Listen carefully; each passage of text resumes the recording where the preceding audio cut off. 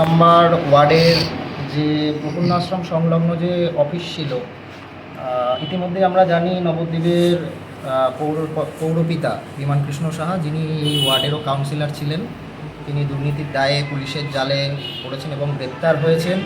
তাই এই এলাকার যারা তৃণমূল কংগ্রেসের সদস্য ছিলেন, যাতে এই এলাকার উন্নয়নে ব্যাঘাত না ঘটে এবং নতুন রাজ্য সরকার এসেছে, তারা যাতে তাদের কাজ সঠিকভাবে করতে পারে, তার জন্য এলাকার স্বার্থে, এলাকার মানুষের স্বার্থে তারা আজকে এই যে আমাদের এই অফিসের চাবি তারা আমাদের হাতে স্বেচ্ছায় তুলে দিল। অফিসে দেখা যাচ্ছে প্রচুর জিনিসপত্র রয়েছে, আসবাব রয়েছে, তা সেগুলো আমি ওনাদেরকে বলেছিলাম, আপনাদের যে জিনিস আছে আপনারা নিয়ে যান।